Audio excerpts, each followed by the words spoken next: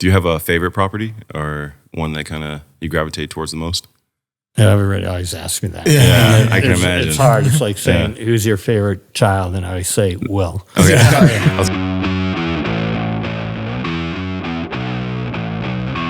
You're listening to Studio 22.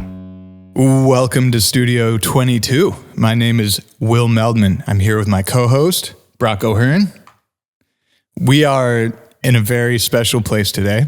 And as you might be able to tell, for those watching, came right off the golf course, right here.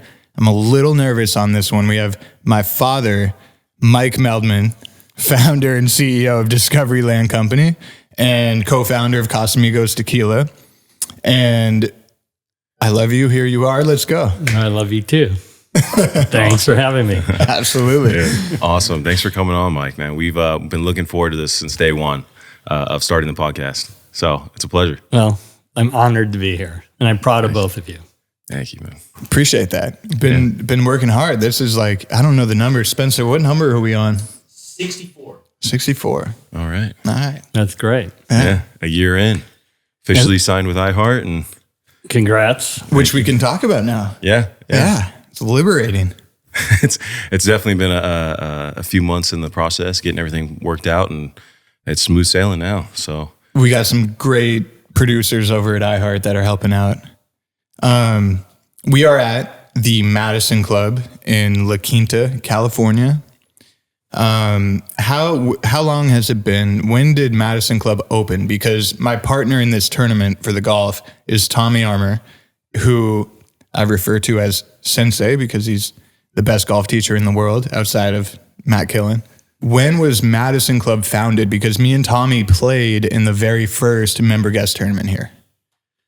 I don't know the exact date, but it's probably 2005. We were struggling trying to figure out the exact date too because it was so long ago. But it feels it's hard like yesterday. to remember because we did the Hideaway first, and that was probably 2000 late 1990s. And then we had Excess Land, and Hideaway was a huge success, and it's 2 courses, 600 units, and we sold it out in 18 months. So we had this 500 acres left, and we were trying to sell it. And I said, well, why sell it? Because we're always looking to buy land. Why don't we do a more exclusive hideaway? And so the idea for Madison came up that Shadow Creek, which is a Tom Fazio course in Las Vegas that he did for Steve Wynn, was just being redone because it's 18 years old. And I'm going, Shadow Creek's 18 years old? Well, Tom's a lot better designer now than he was 18 years ago, which is now 36 years ago. And we're a better developer than we were, when we started. So I said, why don't we build a Shadow Creek on steroids? And so that's how the idea of Madison came out. So, we took the concept of Shadow Creek where we moved here 5 million cubic yards of dirt. We created a whole new environment, as you can tell when you see it, because this was the flattest, ugliest piece of desert you've ever seen, and we've turned it into a lush oasis. And that's the key to like the development process, right? Like I know we're going to step back a little bit and like talk about Discovery and the genesis behind it, but this place was literally just a flat desert lot that you dug all the dirt out and created a beautiful course in the middle of the desert. Yeah, we made a movie on it called The Making of Madison, because I didn't, like now, 18, 20 years later, however long it was, when you come out and look with all the beautiful houses and the lush landscaping, no one understands what it took, not only to develop it and build it, but the vision, to create it. And so we made a movie out of it, which is kind of like a mini documentary on how to build a golf course. I love that movie. It's great.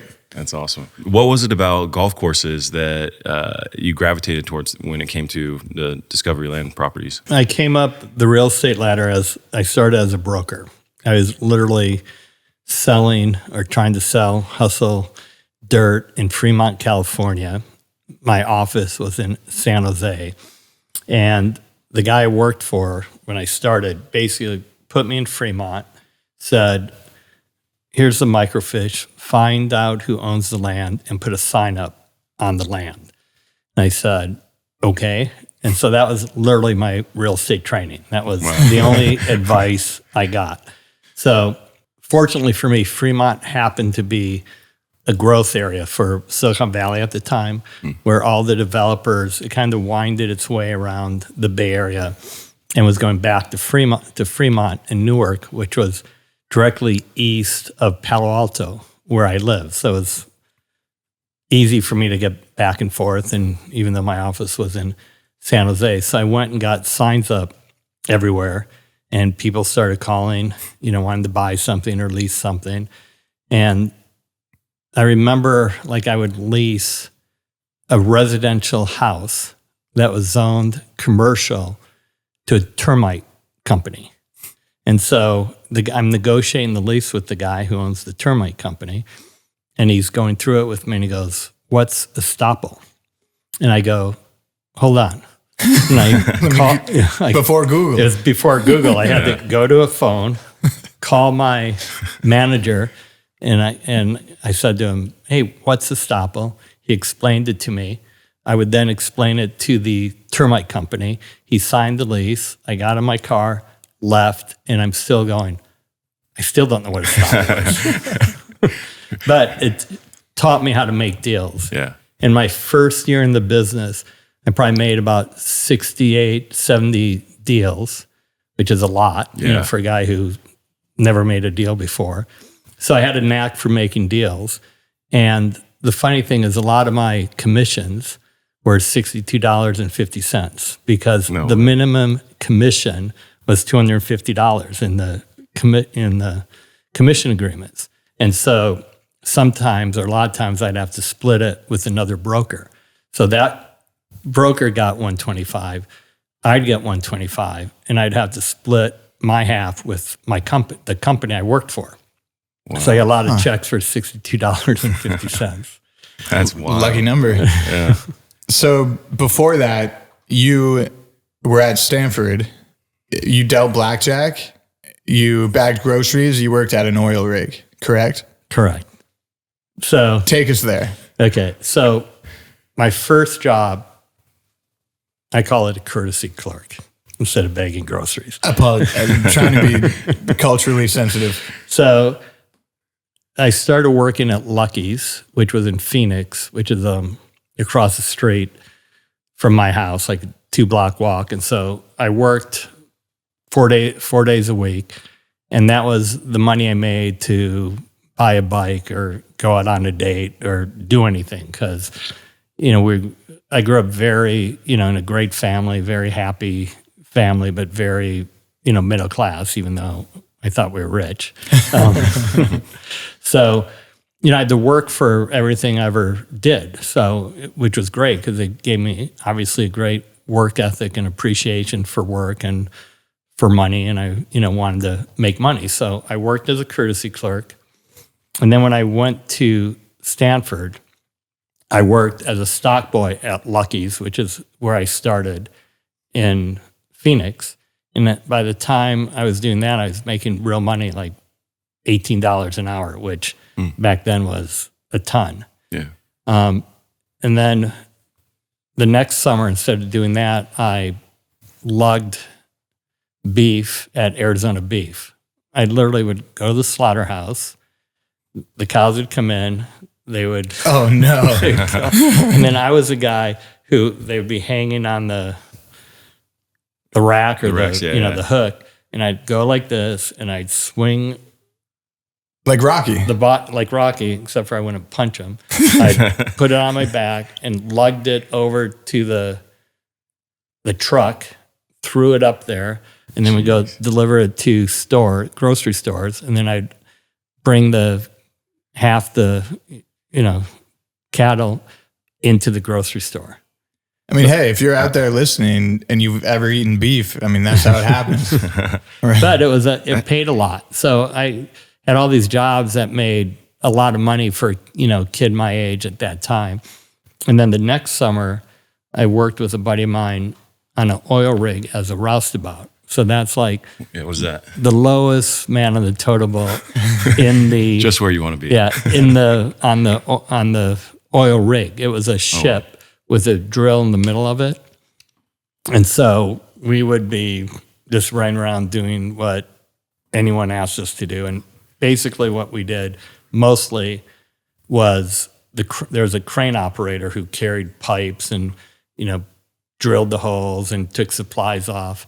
And we basically had to primarily hook whatever they were moving onto the crane. It was dangerous. And I remember... Like Armageddon? The movie? Yeah. I didn't see it. They like work on an oil rig in Armageddon. Then it's like Armageddon. Okay. And so I remember going to my mom and show her how much every limb was worth, because if I lost a finger, hand, an arm, how much they were going to pay me. For insurance? Yeah. Oh, wow. Or I guess it's probably for liability, for exposure. So they made us sign something which basically valued different limbs. And thank God. Do you think it equated to the value of a limb? I don't know. They all sounded like a lot of money to me. So I was I lose an arm. $700 for your thumb. Oh, man, that's so wild. So I always worked hard, always had, jobs that actually made a lot of money, for me. I remember going into my senior in college and had like $3,000 in the bank, which was huge, for 1980, 81. That's incredible. I was able to buy a lot of beer. There we go. There it is. Casamigos didn't exist yet, so. Yeah. The Coors Light train. So then you went from those jobs to college and then straight out of college into real estate. And then... Yeah, I was my parents put me through Stanford, which was a stretch for them. I mean, it was a lot of money at the time. I think tuition was $6,000 a year. I can't imagine what it is now, but that's $18,000 a year because it was on semesters. And so there was a lot of money. And the whole reason they put me through Stanford was for me to go to law school, because I always wanted to be a lawyer. And Grandpa went to Marquette Law, right? Yeah. My dad went to Marquette Law, and my grandfather went to Marquette Law. And his brother went to Marquette Law, and his other brother went to Marquette Medical School. So I was kind of destined to be a lawyer and go to Marquette. And probably the best thing that ever happened to me was that I bombed the LSATs. Wow. I love that. I don't know how low my score was, but I got my name right, and that was probably the only thing. I mean, we literally just had Robbie Master on, who I think, passed him right after D1 baseball. But everything happens for a reason, right? And it's like, you just take whatever job at the time, work your ass off, and the universe will find a way. Yeah, thank God. Yeah. Do you think having a family who was lawyers served you at all in what you were doing? Like at least having a little bit of knowledge in the space? Well, if it did, it didn't help me. Oh, not, it didn't not help me very much. So my dad went to law school, but he never practiced. So I always thought law, and back then, law might have been a better general education than like a business MBA was. Or maybe I just thought that because everyone I knew in my family were lawyers. But my dad never practiced. He just got the degree as a way to learn and think. And he ended up selling life insurance. I mean, law is like legal contracts, documents. It's like the language of business, right? So it's like if you know it, then you can pretty much navigate your way through whatever you're doing. So that makes sense. I mean, I feel like you guys are putting up new properties left and right all the time. Every time I talk to Will, and it's really exciting. How many properties are you guys at right now? Ooh, I think we're at about 35 properties. Awesome. With Discovery Land Company, founded 94? 94. Nice. Do you have a favorite property or one that kind of you gravitate towards the most? Everybody always asks me that. Yeah, I can imagine. It's hard. It's like saying, who's your favorite child? And I always say, Will. Okay. I was going to say, It depends on that who you're question with. comes next, but you already answered Yeah, it. There love you the go. one you're with, right? Exactly. So, no, it's hard. So I tell everyone, like, the top 4 are Cuquillo, El Dorado, Baker's Bay, and Yellowstone. And they were all kind of in the original tranche, everything before '08. And if I had to pick a number 1, I always say Cuquillo. And it's only because Cuquillo really made the brand, because what was there, from the beginning? It was just an ugly piece of lava that we turned into oasis. I mean, it looks like right out of a Hawaiian movie set. And the people who bought there were all like captains of industry. It was probably half of the Forbes, 100.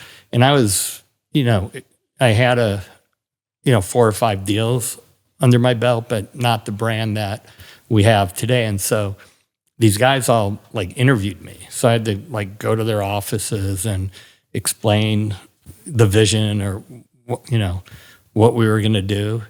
And they bought it. And I mean, I never ever didn't think we wouldn't do it. And I never wavered. And I was, I had it in my head and it came out exactly how it was in my head. But they really, had faith in me and believed in me when they really shouldn't have. Right. Because now it's easy, right? I mean, we can go to Dubai like we are and everyone knows what they're going to get and what to expect, and we know we're going to deliver it. And with Cuquillo, I was really the only one who knew. Right. And everyone else took a big leap of faith. And the people who took the big leap of faith, were serious people who really diligence thing. So Yeah, if they're going to invest in a big home and spend time, they want to make sure the guy in charge has a clear vision, knows what he's doing, all that. I mean, that makes sense. right, but I didn't have the track record Right. back then. So it was a leap of faith for them to actually have faith in me, which is why I'm so proud of it, because, I executed properly. It probably exceeded everyone's expectation. And, it's one of the great places, great developments ever. Some of our best memories of all life are there. Yeah. I mean, absolutely. Learning how to surf right there with T-Bear and Rob Machado and, oh my gosh.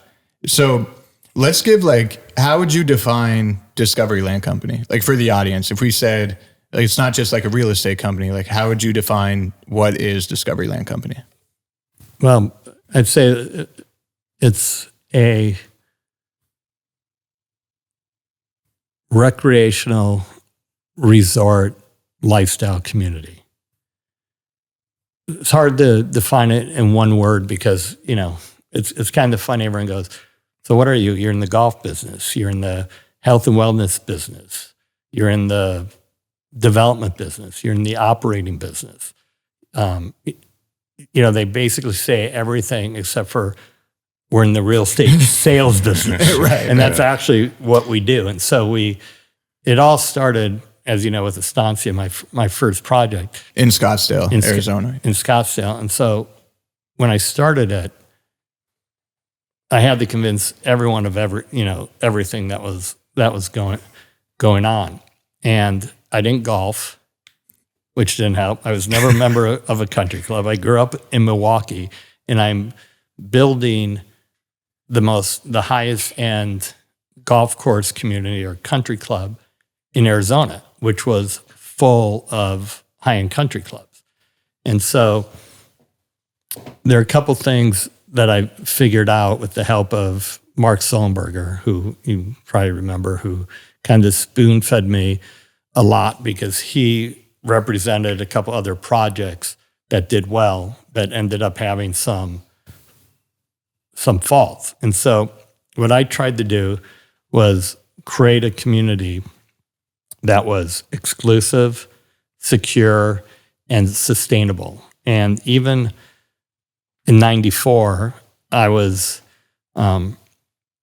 developing through the environment. And I learned that through an 18-year process in Portola Valley, where it took 18 years to get 28 lots on 300 acres. And it took so long because every environmental constraint you could think of was on this property. The San Andreas Fault ran through it. There's wildlife corridors. There's, botany corridors. There's landslides.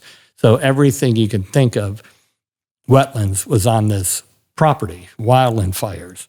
And so I had to navigate through the environment. And in California and everywhere, you do these environmental impact studies.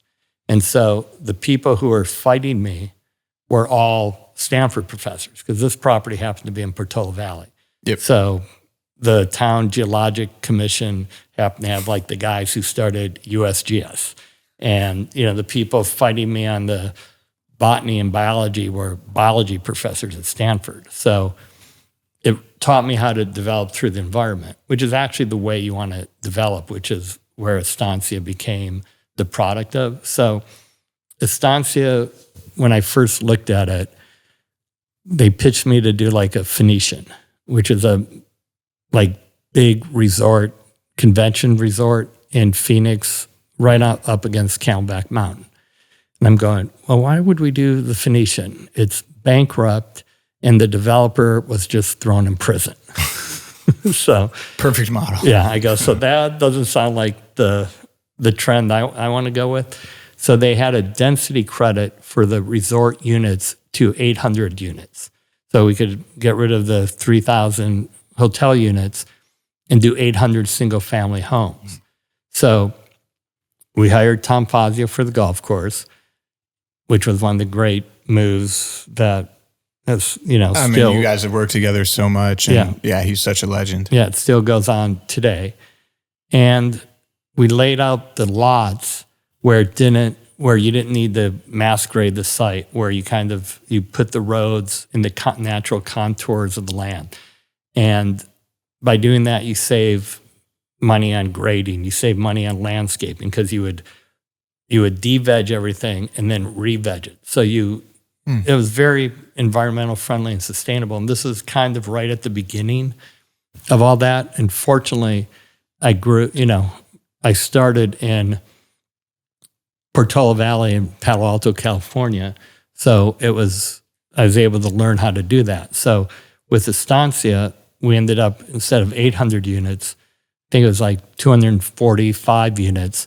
Everything kind of blended into the natural setting and environment. And, it stood the test of time. It's still probably the best subdivision or community in Arizona to this day. First development that ever had $1 million lots. In Arizona? In Arizona. Oh, wow. Yeah. And I love the idea too of not fighting the environment. You do it like the roads with the contours of the land, right? Like you just make it more integrated with what's actually there, right? Well, it makes sense because if you plow over the dirt like most developers do, it's just costs money, right? You got grading money, you got landscape money. Like the landscape budget here 20 years ago was $18 million. So and today it would probably be 2 to 3 times that. So if you don't have to spend that money, if you could actually navigate through the contours, and in Arizona, it's really easy because all the cactus and the trees out there are very short roots, taproots. So you could easily box them, dig them up, box them, and move them. And so, by the time we developed the site, it looked like everything was just laid in there, from on top. Makes perfect sense. Yeah, that's incredible. What does the future of Discovery Land look like? Well, we're expanding all around the world now. So we're in Europe. We have a project that's one of my new favorites called Costa Terra. It's in Portugal, about an hour, 15 minutes south of Lisbon on the Atlantic Ocean. It's on a bluff overlooking the water, great surf breaks everywhere. kite surfing. It's just a great, property overlooking the water. Very central in Europe too, right? You can kind of get anywhere from Portugal. You're 2 hours from anywhere. And there's always a nice breeze on the golf course, even when it's, Europe gets hot in the summer, but this little corridor stays kind of air conditioned from the ocean. So we're going to Europe. We have bought a castle in Scotland called Taymouth, which is a super cool place. That's that awesome. We're in the process of remodeling and redoing the golf. And there's a hunting lodge with it and like 7,000 acres for deer stalking and grouse hunting and pheasant hunting. Yeah, I think we need to get Brock to a castle and film something. It's something about Brock in a castle in a costume or something. We got to figure that out. Yeah. That's always been a dream of mine, is to own a castle one day. Yeah. So this is a very cool castle. Yeah. And now we're in the Middle East as well. Oh, cool. Is So- it Dubai? In Dubai. So the reason I like these new areas is that we're one of one. Like here at Madison, we're one of 100, maybe 200 golf course communities in the Palm Springs and Coachella Valley. Now we happen to be our highest price one in it. So wherever we go. And right next to Coachella and Stagecoach, right? Like we're actually literally right. You walk across the street and you're at Coachella or Stagecoach. Yeah.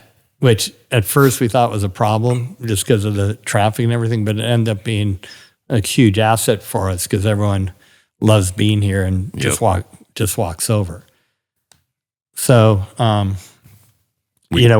being one of one like we are in Dubai and we are in Europe, you get higher prices. So there's a lot more elasticity in the pricing, where here we have pretty good elasticity just because as this has developed and sold, there are fewer lots and fewer houses to buy. So scarcity, obviously drives prices up. But when you're in Europe and we're one-on-one, and once people understand what the vision is and what the place is, we get higher prices. And like we've gone to areas where we've literally, like in Bahamas, changed the GNP for the country, for the amount of money that not only gets invested, but everything that's purchased, through the project for construction or boating and things like that. The taxes on like $100 million home on the island, right? I mean that the government's getting a lot of Kukio, I think, is the highest tax base in all of Hawaii. Oh wow! And then Bahamas, you have to hire locals too as well, right? Yeah, for a majority of the stuff. Yeah. I love it in Bahamas. I think in the Abacos, we probably have 5% of the whole population works for us. Wow. That's pretty incredible. Yeah. How many employees would you say? I mean, I know it kind of differs project to project, but through all of Discovery, how many people, even like independent contractors, if you're trying to count like everything, how many jobs has Discovery provided? Well, Baker is probably the easiest one because we do do most of the building. And we normally say just on the construction side have 1,200 to 1,500 people. And then on the operational side, there's probably 500. So 2,000. 2,000 a project kind of? Yeah. I mean, Yellowstone's probably double that. I mean, it's so large. Yellowstone may have just 1,000 ski instructors. Right. So it's become obviously not only a big business, but a big employment base for, and we're in a lot of rural areas that need the economic stimulation. So it's, fun and rewarding to see, what happens to our employees and see them, buy new homes and, things like that. Yeah. So. Well, speaking of that, right, like affecting the community, I'll let you get a question in after. No, I'm sorry. It's so man. natural just bringing stuff up. The Discovery Land Company Foundation, right? I mean, there's been a children's hospital in Cabo, the Boys and Girls Club in Idaho. I know, you guys work with a lot. How has the foundation kind of affected the company and what was the genesis behind that? Well, the foundation, I think, has been a big additive to it because everybody who buys in our communities are have a great life, and they like to give back. Everywhere we go, we have events and raise money for local charities. And we got your mother to Shout out, Mom. to run it, and Hunter, Shout out, Hunter. your brother, they run it, and Hunter advises. And we started doing basically investing into existing foster facilities With existing infrastructure to handle operations instead of just starting from Right. scratch. That makes sense. And they just didn't have the money. They just lacked the capital. So we supplied that. That's great too that members are so involved in that. And again, like every single year we play in the Madison Club Foundation event hosted here, one of the best events ever. And, so many pro golfers come and support, and all the members support so much that it's really cool to see. Yeah, it's a great day of golf, and people love it. And, the pros come, which is nice. They love being here, and they love meeting, the people, who come and play in it. So it's a great day of golf, and obviously for a good cause. And how often are you hosting those? Well, we do this once a year, and then we try to, now that we have more clubs around the country, we try to do them where the tour has events, because the pros are very generous with their time and always come. So we try to do 2 or 3 a year. And Ben Crane was an early partner in the Yeah, foundation. Ben started the idea with me. And we had him on in Nashville, one of my favorite humans of all time, as you know. Yeah. But yeah, that was a Well, great. we love Ben. Yeah. Really solid guy. That's one thing that I found about Discovery coming through, is that the community of people in here are such good people, not just talented and successful in their own right, but it brings together so many great people from different walks of life. And I've noticed too that a lot of people that are members of Discovery usually, at least from what I've seen, become members at different properties because of how much they love what you guys have built. Yeah, we probably have over 30% of our buyers are multiple buyers, because once let's say you're here at Madison, so this would be your winter place. Well, where do you go in the summer? Because it's hot here. So they go to Hawaii, or they go to Montana, or they go to Idaho, or they go to upstate New York. So we found that seasonality, has helped, move the communities and population around. And once you start, you have your house, let's say in one of our communities, it's hard to go to a hotel or a great resort, because let's say you want to go Christmas to Hualai, which is Kukiel's right next to Hualai, which is the Four Seasons and on the Big Island in Kona. In Kona. Well, you got to be really organized, because, if you don't have your room, you probably, for years, you probably don't get your room. But let's just say you're a high profile person, like most of the members are here. Well, they want a specific room, and, you could only go with your family on certain times, which happens to be when the whole world is going. Christmas, stuff like that, big Christmas, holidays. ski week, Easter, Thanksgiving.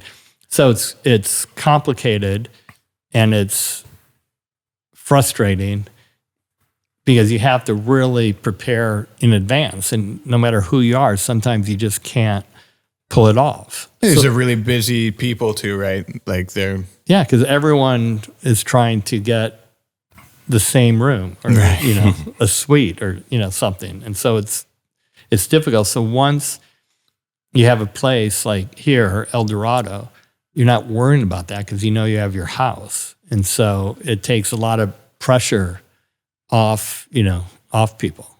Yeah. Your hat is Casamigos. And I know it's pink as well, obviously. But Will's told me multiple times, Max kind of brought the pink attire into your guys' family a bit. Yeah. But which, shout out to Max. We didn't shout Max out yet. Little bro. But for everyone listening, is it true that Casamigos was founded on a Discovery property? Yeah. So basically, the idea started at El Dorado, because George and Rande had a compound there, and their compound was called Casamigos. And then my house, it was in El Dorado, which is a discovery project. My house is 5 lots away. And so we all spent a lot of time together there. And we were drinking, when you're in Cabo, especially when we were younger, you drink a lot of tequila. And so we liked, like Clase Azul, we liked 42, but we didn't love it. Like 42 got a little bitter, Clase Azul got a little sweet. So we go, let's come up with in our minds at least, the perfect tequila. So we started, formulating it, and we came up. Rande says it took about 400 samples, and it probably did because Randy's very particular. George and I were probably happy with the first sample. Going, yeah, this is great. But we spent time, we got it right, and so we decided to do it. And we've had Rande on before, and we love that episode, and we had such a good time with him. And it's really cool to get you on as well and get more perspectives on all this. What would you say for Casamigos? Like, how did you guys kind of split up the work between you, George, and Rande? Like, how did that because it seemed like you guys just get along so well. You had a clear mission. You made a great product. Like, what was kind of the secret sauce of that collaboration? Well, it's just that, and first of all, we're like 3 best friends. So it's kind of fun to do this because, everyone's life got busy. So it gave us a reason to hang out and do things. So obviously, slapping a t-shirt on George did a lot, right? Because, I remember George going, okay, if you're going to paparazzi, if you're going to follow me, take my picture, at least with the Casamigos shirt on, right? So George was obviously, powerful that way. And I don't know if people realize it, but George, everyone thinks George was just a celebrity endorser. He wasn't. George was a founder. He helped create it. He helped, figure out the formula, and he helped the business side of it. Because George is obviously a smart guy. So I think for George, it was fun to be involved because it's just a different business than he's in. And then Rande obviously knew the liquor business better than anyone because he was in the bar business. And Rande, as you know, is very particular, and he was great with imaging and great with the position of what Casamigos branding and how it could be, and the cool factor. He's got such good style and taste. Yeah. It's crazy, yeah. So obviously those two both helped make it the cool, the cool drink. And then I had the connections. But it was just, we all had different talents. And so the 3 of us together just created a superpower. Yeah. That's cool. Yeah, House of Friends, Casamigos, which is funny to me because that's actually how I met Will. I hadn't drank tequila in years because of some pretty gnarly hangovers beforehand from different tequilas. And then our buddy Max Blank introduced us, and it was, I think, maybe the second Casamigos party that you guys had. It was the one with you and Ricky Fowler where he was your caddy and you were Ricky. Which is great. That was a good one. But that story is just through and through with the House of Friends and the conception of it, and then it becoming a superpower and the success of it too. It was the perfect storm, but I didn't drink tequila at all. And then I remember waking up the next day after drinking all night, having one of the best nights ever, and I've had energy. I felt great.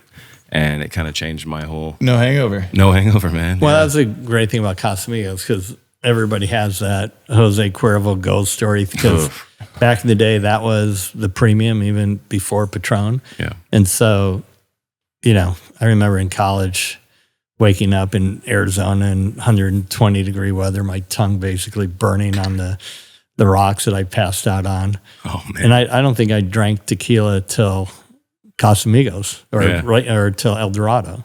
Similar to Brock. Stays that stays with you, the smell, the whole thing. But for whoever out there has had that problem, Casamigos solves it.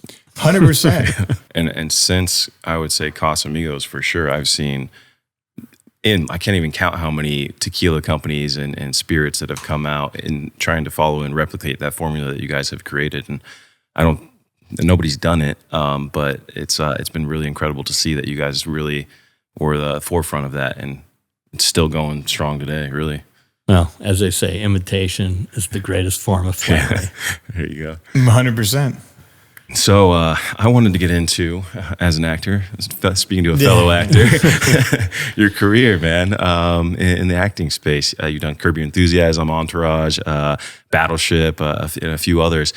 Did you ever know that you were going to, or have any aspirations to be an actor in any way? No. No? None at all. Yeah. It was all for fun to, hang out with my buddies who were doing the movies. Yeah. That's awesome. Do you have fun on set? Do you enjoy it, or is it?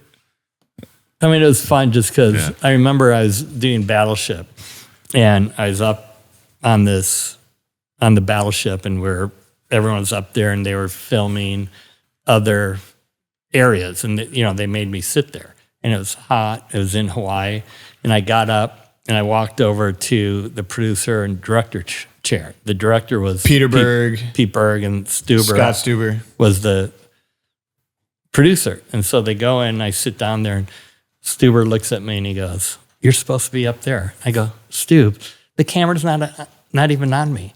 What are you doing keeping me up there? You got to treat me like I'm fucking George Clooney." He goes, okay. And so he let me stay there until they actually needed me. Was that the most high maintenance extra of all time? Is that the? No, that's what Bradley Thomas calls me. Because actually one of my great cameos was in Hall Pass, which is, it's kind of the one, I've been in a lot of the Fairley Brother movies, and Peter went out on his own and did Green Book and wins the Academy Award for Best Picture. Didn't get a cameo on that one. But but I remember being like in Hall Pass, and Bradley Thomas, who's one of my best friends, they're Fairley Brothers producing partners. And he always says I'm the most highest maintenance guy, cameo guy in the world. I'm like, "Bradley, no, I'm not." Like, because I remember they put me in a scene, and I was like in the second row, this big, huge guy's in front of me. And I'm like, "Bradley, movie 101, put the shorter guy in the front, the big fat guy in the back." I go, and I'm like, just kidding him, but like giving him a lot of shit about it. And he's like, rolling his eyes and going, "Okay, this is the last cameo you get." What about Curb Your Enthusiasm? Well, that was an easy one. Yeah. Because it's improv. So they told me kind of what the scene was going to be. And they, I went in, signed in like 10 o'clock, and they put me in a trailer, and they said, "You're going to probably not go on to 2 o'clock. And I go, "Well, how about if I go to my office and I'll be back here at 2? And they go, "You promise?" I go, "Yes." And they let me go to my office, which was literally 2 miles away. And so I got back there. We did the scene in 20 minutes, and I left. There we go. Yeah. Amazing.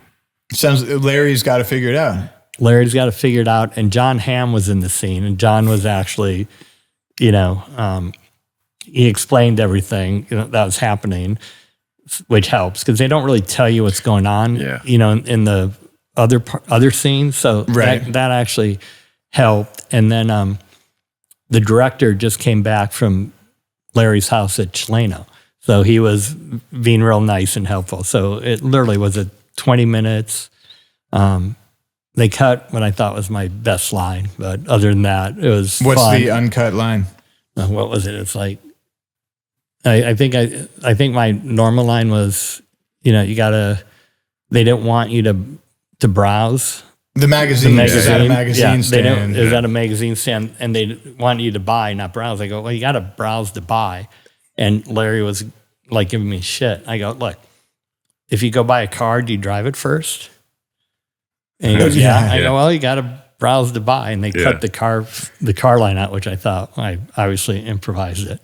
And I thought it was great, but obviously they didn't. Well, hey, it still made it. Took away his shine a little too much. Yeah. And Larry did say, we had to cut that, but he was nice about it. How was John Hamm? He was cool? Yeah, he's great. And now, you worked in films, and I know Will's had a passion for it since he was young, and he started now Double Down Pictures as a producer and has multiple projects out there right now. How is that seeing your son chase his dreams, his passions? No, it's been great to watch because he's he's pretty much been passionate about it his whole life. Remember starting working on actually Ocean's 11. 13. 13 with yeah. Jerry Weintraub. And I remember him getting up at 6 a.m., beating Jerry to the set. And a lot of my friends worked on the movie. And I remember Will coming home goes, "What's your nice friend's name again? And your mean friend?" To George? No, not about George. I think it was Benny and Waldo. No, yeah, Waldo was always giving me shit, and Benny was always they nice. were both nice, obviously. I know. That was great. Joke. So, yeah, let's dive into that. That's a good little transition. So, we have Craig Susser, who was at Dantana's, and then this all ties together for the listeners. So, Tommy Armour, who we're about to have on, he took you to Dantana's where you met Craig and then eventually Jerry Weintraub as well. How did because I was in high school at this time. I must have been I was in high school. So how did you kind of meet everyone in LA and get introduced to everybody, and how did that work? Okay. So it all started with the Hideaway, which is next door here. And the Hideaway we bought or partnered up with Nationwide Insurance because they were doing this deal with these other developers. And the other developers, it was called the Country Club of the Desert. And they wanted to make it the place in the desert, get all the members from all the other clubs and turn it into the super club. So they started it. They had 9 holes of one course and 9 holes of the other course. And Pete Dye. It was a Pete Dye and a Clive Clark. And so they had 18 holes, and they were starting the clubhouse and had a few homes going. And then the developers stole some money. So they got kicked out. Nationwide was going to sell it. We convinced them they'd make more money if they stayed in, and we did this business plan for them. So they agreed to do it. We tore down the houses. We had to redo the clubhouse. We changed it from Country Club of the Desert to the Hideaway. And I remember Nationwide didn't quite like the Hideaway because they thought it was like Hideaway from the money the guy stole. And I was like, well, the other name we're thinking was Swindler's Cove. So they said, okay, Hideaway's fine. So again, we did that, 600 homes, sold it all out in 18 months. And that's where I met Jerry. Because Jerry, when the Hideaway or Country Club of the Desert went on the market, Jerry went to all his friends who developed all the other places around here and said, hey, let's buy the Country Club of the Desert. And all his friends who were in the know and who actually did stuff around here, build big project, golf communities, said it will never work. And they said it wouldn't work because you need all the clubs here, like the Vintage and Bighorn and Quarry, who are all the guys Jerry talked to, were in the coves of the mountains here. And we're kind of in the flatland looking into the mountains. And so everyone thought that was bad.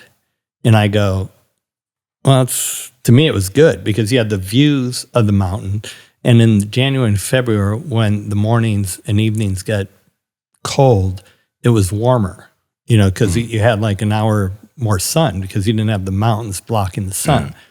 So I came in, did it, made it a huge success. So Jerry's like, who is this guy? Who did this? So he kind of, sought me out. Based off a unique development decision that you had made with Hideaway. Right. And where all his friends were telling him, this guy's crazy, it's never going to work, which basically happens in every project I do. But so that's how I met Jerry. And so Jerry kind of had a knack for finding talent, right? Obviously, with Elvis and with Frank Sinatra and with all the movies he did. And so he just looked at me that way, even though it was a real estate guy instead of talent. So he just kind of embraced me, and, we became best friends. He became a mentor, and that's how I got introduced to George and Rande and that whole crew through, Jerry and the Oceans movies. It's another movie. I had 3 or 4 cameos in Ocean's. Awesome. Ocean's 13. I love this. I mean, I'm learning a ton. It's like surprisingly. Yeah. This is great. I'm just wondering when you're going to put your dad in one of your films. Oh, well, I got to make another one first. Yeah. That's for sure. I'm I actually. was too afraid to be in the resort. It's scary. It's It's a scary movie. I A little scary. don't like the scary movies so much. I might have another scary one coming though, so Yeah. we'll get you in that. It didn't end well for me in that one either, so probably better you stay away. Well, we did those epic fishing trips. Like if I brought it back out to like a macro level, we'd like take the horses through the Bob Marshall wilderness in Montana, me, you, and Hunter with guides, go fishing. I mean, those were like epic camping trips. We got to do that again. Well, that was part of like the whole secret sauce of discovery. So the first 2 projects, Estancia and Cordoval, were golf-centric, and I didn't golf, right? So Like most improved golfer of all time. yeah, well, I say best swing money can buy. Right. So I didn't like to golf. I didn't golf. I literally didn't like it because I like to work out, right? And golf wasn't a workout. And now I love to golf because my workout's walking a lot. Yeah. So I walk 18 holes and it's great. So that's how, when I started liking golf. But back then, I didn't like golf at all. So we were doing this project in Montana. So I go, well, what do we do? Well, Montana is like a recreational heaven. Yeah. And so this is in Whitefish, Montana. So, I bought a boat to teach them how to wakeboard. Now they wake surf, but I didn't know how to wakeboard. So I don't know how to drive a boat. I'm from Milwaukee. So I hired a guy to drive the boat and teach him how to wakeboard. And so I would go out with them and I would drink beer and eat a sandwich and kind of watch him and participate and have fun. We would shred. Yeah. And so, but for me, it wasn't stressful, right? If I was doing it, I'd be driving the boat, hoping I'm not killing someone, running them over, trying to teach them how to wakeboard, which I didn't know how to do. So by hiring people, it took the stress out of it. And so the whole idea in Montana was to make basically Hunter and Will mountain men. And so they were wakeboarding. We'd go into Bob Marshall with guides and, we'd fly into a ranger station and float out, in rafts and fish and camp. And we had people doing everything. But they would want to do it, which is great. So they learned how to do it, and I didn't want to learn it. So it was great to have the people do it. And we were like 8 to 12 years old, basically, in like that time frame, yeah. Right. So by the time they're 12, they're living in San Francisco, that they were able to tie their own flies and go fly fishing, and they were like real mountain men because they spent their summers in Montana. And so the whole idea was not just to do this for Hunter and Will, but to do it for every family. So as we talked about earlier, going to vacations are stressful, right? Because you got to get the right room and all that crap. So the other thing is, what do you do on vacation, right? You got to then figure out, where to go fishing, where to, what to do. And so what we started at Iron Horse, which is a big pillar of discovery, is we take care of all that. You just show up. And we have it all orchestrated for you, whether it's fly fishing or rock climbing or mountain biking or wakeboarding or, whatever you fly fishing, whatever whitewater rafting, glacier national tours, whatever you do in Montana, we made it easy for you. And so if you were, let's say you were the wife and you were making the plans, well, you didn't have to make plans. All you had to do was show up to Iron Horse, and it was all orchestrated for you. Yeah. And then we did Kukio right after that, which is on the Big Island, and we turned them into watermen. So, Hunter and Will were the first kids in the neighborhood, who could surf and scuba dive and free dive and stand-up paddle and rock run and, hand line up 170-pound tuna, yellowfin tuna. So, the whole idea was to turn them into mountain men in Hawaii, turn them into watermen in Kukio. And so... yeah, use the activities of each environment around, provide it to the families, give them more to do. Like when we were talking to Allie at Troubadour, right? Yep. She's saying how like every day she can do a different activity with one kid for the entire summer. Yeah, instead of just going to the pool and suntanning, Yeah, right? yeah. I mean, And that's kind of how the conception of the comfort stations came around too, was with Will and Hunter, right? yeah. So I did Estancia. I wanted them to learn how to golf because I didn't know how to golf, and I figured if you started early, they'd have more fun. And so I remember they were like on the driving range at Estancia, and they were just throwing golf balls, and I'm like, hit the golf ball, and like like getting mad. And my buddy who was teaching them, Doc Bellis, is like, no, Mike, look, they're 5 years old, they're 7 years old. Just make the golf course fun for them. They're not, they're not going to be Jack Nicklaus right now at 7. Right. So I go, okay, good idea. So I go, let's go golf. So we go to the pro shop, and I was trying to put them in collared shirts, and they're like, I don't want to wear a collared shirt. And I'm like, put the collared shirt on. They're like, We had to wear them at school, at private school. Yeah, So we're like, we're not at school though. yeah, we're not wearing it. And I go, so I'm fighting with them. I go, well, why am I fighting with them? This is supposed to be fun. So they go, okay, don't wear a collared shirt. So we go to the first tee, and the pro goes, Mr. Meldman, you guys need collared shirts. And I go, why? And they go, yes, sir, Mr. Meldman. And I go, oh, this is great. I can make my own rules up. So that's how like our courses became casual. Yeah. Right? It was kind of all organic. It wasn't like trying to disrupt golf because I didn't know enough about golf to be disruptive. But it was just how we lived. And that's kind of how everything happened. And then I would put on the tee boxes a cooler. And it had Cokes and Sprites and candy bars. And so like Hunter and Will would go to the first tee, eat a candy bar, drink a Coke, run down the fairway to the next tee, get another Coke and candy bar. So I was making the golf course fun, and now that's turned into the comfort stations.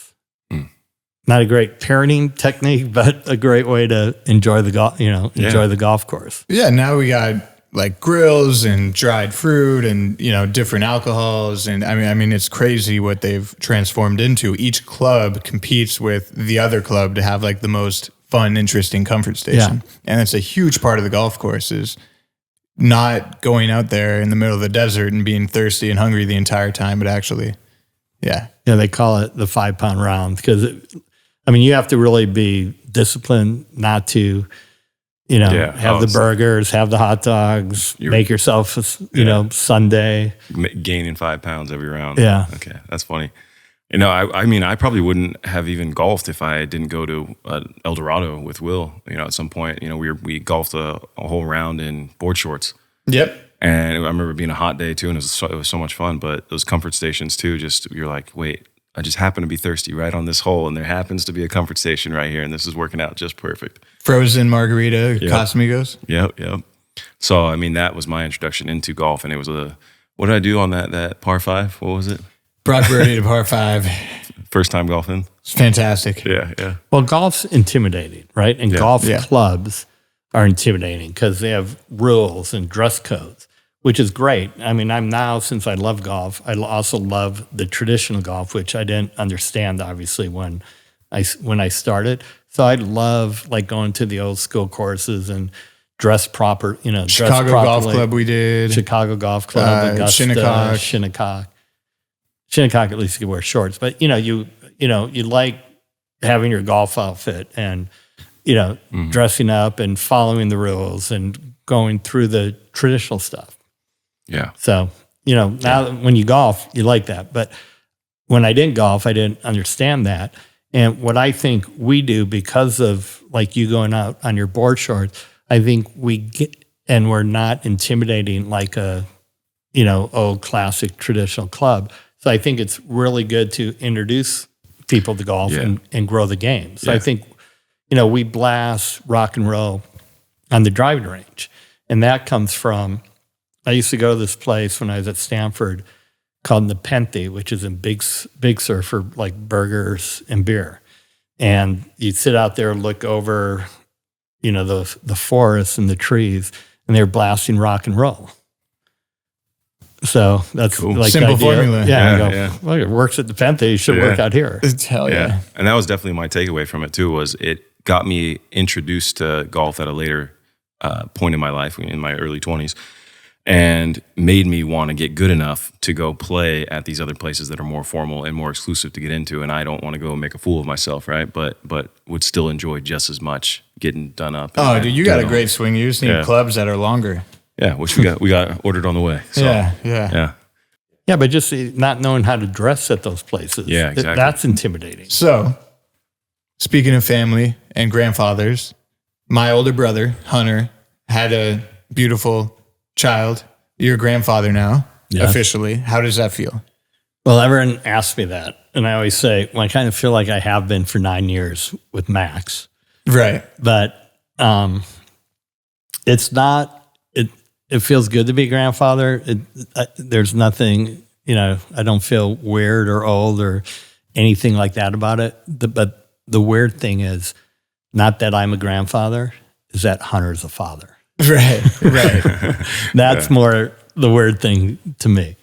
I mean, he's doing such a good job. He's a great father. Ona's a great mom. He's a great kid. Tucker, I mean, it's as chill as it comes, and they're chill. So it's, obviously fun, fun to see. Hell yeah. Well, congratulations on it. Well, congratulations to you. Absolutely. Uncle Will, Uncle Max. Yeah, that's cool, man. I have one, if you want to answer. If you could leave your sons with any advice, what would it be? Well, it's funny because I told Hunter this. I was on actually a podcast with Bob Pittman from iHeart, and he asked me, what would you tell your 21-year-old self? Which I go, no one asked me that, and I actually didn't have just an immediate response. And I said, I'd probably tell him patience. Because when you're young, you want everything just to happen so quick, but nothing ever happens quick, right? It takes time, and you do have to be patient. So patience is probably, my best advice to people, especially young people. And I remember right after I did that podcast, Hunter called me and goes, Dad, I want to do this, I want to do that. And Hunter's worked, for Discovery for a long time. He got a master's in sustainability and environmental planning, which is super good for discovering, what he does for us. But he's on this big project in Florida called Atlantic Fields, and it's about to start. And I'm like, Hunter, you just got to be patient. You got to see this project from the start to finish, because you're in through the entitlement phase, which went well, and then it didn't go well, and now it's about to go well again, and we're building and we're selling. I go, this thing's going to happen quick, and meaning 5 years, which for him isn't quick. But, I just say patience, watch it happen. And by the time you're done with this, between everything you've learned and you're going to be able to run this company. So just be patient. And it hit home with him, actually. That's cool. I love that. Because young people aren't patient. And, everyone wants immediate gratification, and, it just doesn't happen that way. Yeah, it's really good advice. Absolutely. I feel I've been lucky because it happened. I mean, it wasn't immediate gratification, but everything happened quickly and good for me, and just kept growing and getting better. But if you think about it, I did my first project when I was 34 years old. And, big project like this. And that's, basically Hunter's age right now. Wow. Yeah, 2 years older than me. Yeah. Fucking A. Isn't that wild? Yeah. That's pretty cool. It all started from the drive to buy a bike by being a courtesy clerk at Lucky's. Courtesy clerk. I don't know, absolutely. And that's that's the clip right there. Hell yeah. You've worked your ass off on a bunch of different jobs, and it's crazy how the universe is kind of taking you in different directions. But well, the thing I did though, I created my job around basically being with my family, because all this stuff outside of the golf I did was to basically be with Hunter and Will. So, I've been lucky because they've been obviously a part of it through, since the beginning. And that's a testament to Discovery too, because you go to places like Troubadour where there's 80% plus the residents there are full time, and there's so much stuff to do. Like Will was saying, with your family there, with the kids, and just enjoying the space all around. But that's when I love hearing those stories, about the comfort stations, about the amenities, about all the stuff. Like you essentially tested it with them so that you could have that time together, and they could also learn awesome skill sets, maybe that you didn't know or didn't. No, get to learn. like Hunter and Will, when they were, still, they're, as good in the water and in the mountains as anyone. Oh, yeah. And then you share that with other families, right? It's like the other thing. I really did want to cover this, how the staff at Discovery becomes part of your family. Yeah, well, that's one of the keys. So everyone's like, how do you create such, great service? And I'm like, okay, well, maybe the service really isn't that great, even though we try to make it great, and I actually think it's great. But what makes it great is the intimacy of the service. Because like the guy who taught Will how to wakeboard up until a couple of years ago still worked for us in Cabo. So, you've had the same people around, helping families raise their kids in the outdoors or in the water, or like T-Bear, who we spoke about, who, was at Kukio, is still at Kukio.